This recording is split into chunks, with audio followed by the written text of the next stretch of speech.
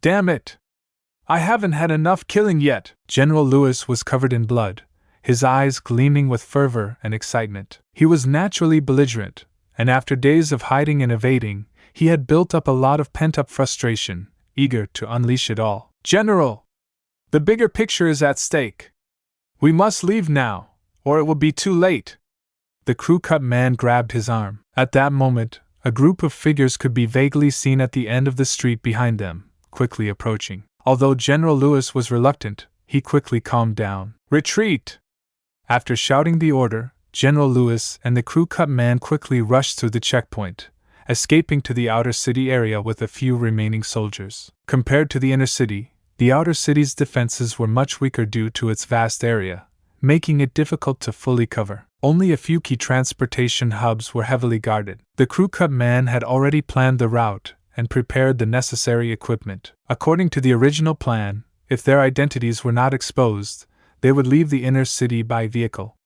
This would be a quiet and quick escape. But if they failed to leave the city smoothly or were exposed midway, they would have to execute the second plan, escape through a secret passage. The Pantheon had secretly dug several tunnels in the outer city, each leading from inside the city to the outside. These tunnels were extremely important and were rarely used by the Pantheon, because once a war broke out, these deeply hidden tunnels could play a crucial strategic role. As a core member of the Pantheon, the crew-cut man had initially not planned to use the tunnel for escape, as it risked exposing the tunnel.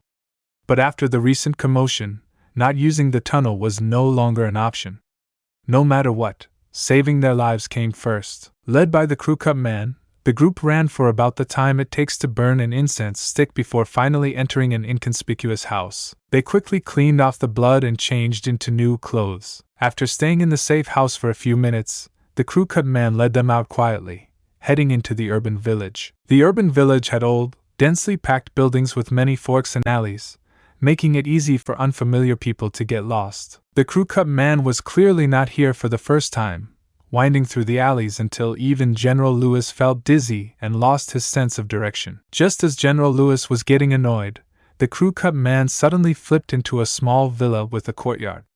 The others followed suit. Entering the villa, they opened the door, stepped into the living room, lifted the carpet under the coffee table, revealing a smooth and neat secret door. The crew-cut man extended 2 fingers, hooked them into the holes on the secret door, and gently pulled. The secret door slowly opened outward, revealing a passage leading underground. Standing at the entrance, they could feel a cool breeze. General, after you. The crew-cut man gestured with one hand. You go first. General Lewis glanced inside. It was pitch black, impossible to see anything. The general is indeed cautious. The crew-cut man smiled slightly, not delaying, and led the way down. General Lewis followed closely, remaining vigilant. Although they were allies now, he couldn't unconditionally trust the crew-cut man. As the saying goes, caution is the parent of safety. He would never entrust his life to a stranger. Meanwhile, in the outer city area *, countless patrols began searching everywhere, tracking the traces of General Lewis and his men. William of the enforcement team also arrived upon hearing the news, bringing his elite forces to the scene of the battle, trying to make up for his previous mistakes. Looking at the corpses and blood on the ground, William frowned, stepped forward, and grabbed a lightly injured guard, asking, "What happened? Why did General Lewis suddenly appear here?" The inner city was under strict lockdown. Normally, General Lewis should have been trapped. Finding his hiding place was just a matter of time. He couldn't understand why the other party had crossed 100 miles and appeared directly at the border between the outer and inner cities. It's Lu Jun, the guard said with grief and indignation. Lu Jun has defected. He led the rebels to forcefully break through, killing more than half of our brothers. What?